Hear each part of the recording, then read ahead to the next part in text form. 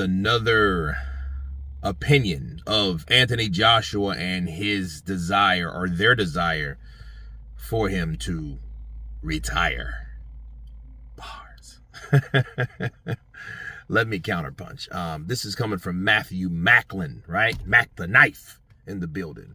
And he states that, yeah, he should just go ahead and retire. You know, he doesn't have anything else to do, nothing else to prove.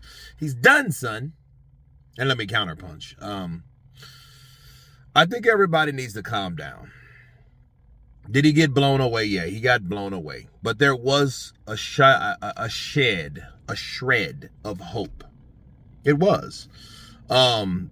It was simply best put with him catching Danny Dubois and hurting Danny Dubois. If you can hit him, you can hurt him. If you can hurt him, you can stop him.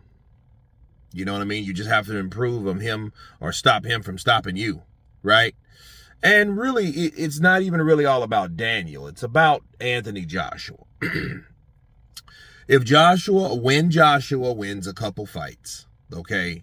When he wins a couple fights, none of this will matter. People will speculate. They will still talk like they did after the Andy Ruiz loss and win. They still talked. People are always going to talk, but they won't talk like this. You know, they won't be saying, oh, he needs to retire, or he needs to do this, he needs to do that. Yeah. But listen, after he wins, people and their perception, okay, because that's everything, it's going to change. It's going to change in a way that puts people at ease. You know, oh, Joshua's back. He just did this. He just did that.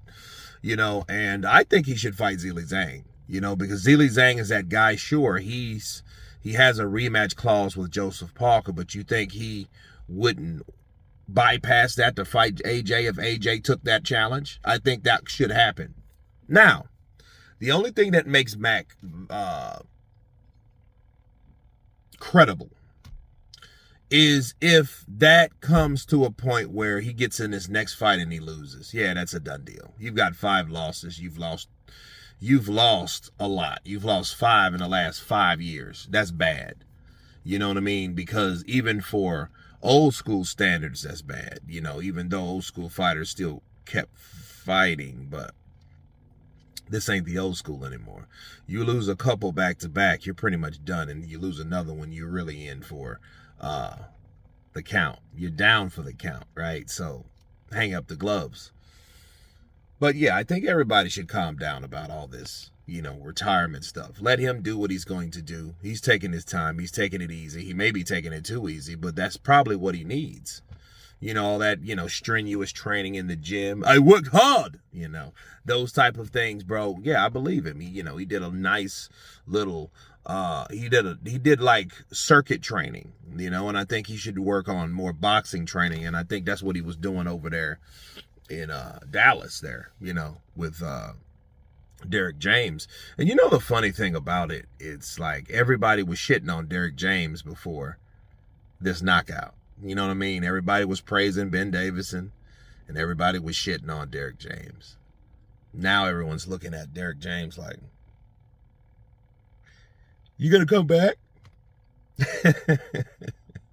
So yeah, it's crazy because, you know, the analyzing factors are in, the comparisons are in, the performances thereof is in with AJ. He did better with Derek James. He just, you know, he got a new opponent in there with Robert Helenius, and Robert Helenius was on the juice, but he still got his ass knocked out too. That's why I tell people, the juice does not make you invincible. Okay, so yeah, but I think that people need to calm down to see what he does in the next fight. You guys tell me what you think of Matthew Macklin in the building, stating that AJ should retire. Of course, please subscribe. And you guys been Counterpunch. Peace!